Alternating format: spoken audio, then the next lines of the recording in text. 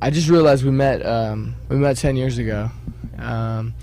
Actually, our drummer and our bass player went to school together since they were little kids, and they started a band to be in a talent show, and I joined the band because they had a bad singer, and we started. I don't know. We were just a high school band for like 4 years, so maybe 4 of our years don't really count, you know.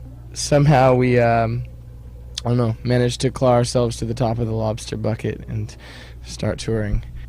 I like to write songs and do little drawings that went with my songs and stuff. So when I started playing with them, I think they were happy to not be playing AC/DC covers anymore. Le métier de guitariste.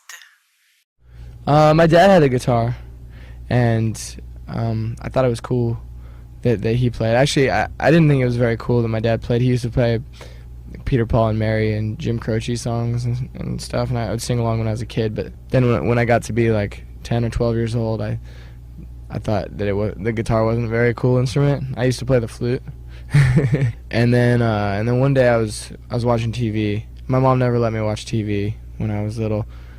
She was an art teacher, so I used to draw and paint instead of watch television.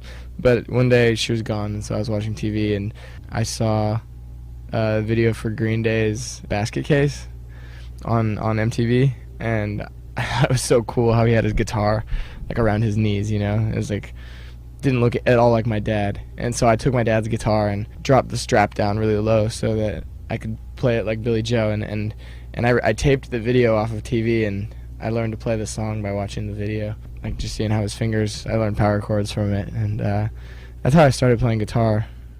Sa passion pour le design.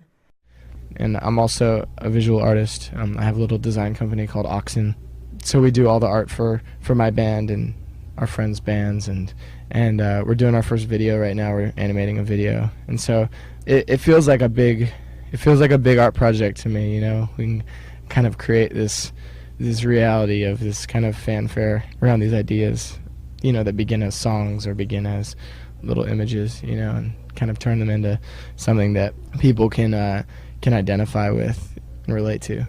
I did our album cover and all of our merchandise and like I said, the video, and we have 3 videos coming out, and I co-directed one of them, and I wrote the other video, and then I directing and animating the third one. Scoop.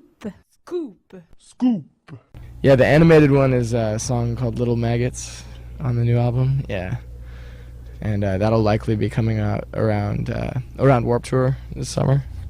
Les spectacles.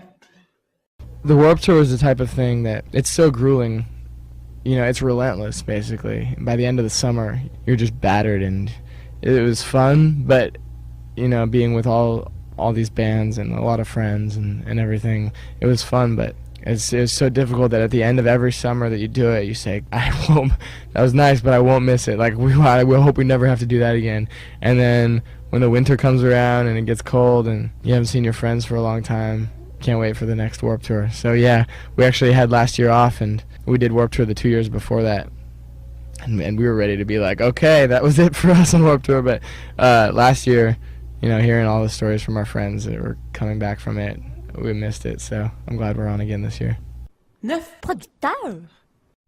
I like being friends with inspirational people, you know, so when it came time to produce our record, I was honored that all of the producers that recorded on our album were, you know, kind of came to us with open wings, and they weren't wrapped up in you know, the money aspect of it or anything. It was just like, a couple songs, let's do it, you know. We'd want to work with those guys for quite some time, and actually apparently they wanted to work with us a lot too, so it was a really good experience, you know. I grew up listening to 311 and Rancid and Goldfinger and Bad Religion and Blink-182, you know, like it was surreal. Every time we stepped in to their studios, it was, you know, the first 10 minutes was like we were refraining from like asking them for autographs and stuff, you know, like by the end of it we were good friends. We had about 30 songs that we sent each of them, and actually they all came back to us with different favorites.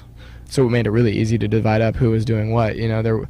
When we began recording the album, there wasn't nobody had any concept of what the single might be or like what like the best songs were, because everybody had different favorites, which made things nice. And it was actually really exciting too for us to feel like we were making an album that had a possibility of being like something that people maybe remember in 10, 20 years. It felt really special while we were tracking it, you know. And I'm still like I'm really proud of what we did.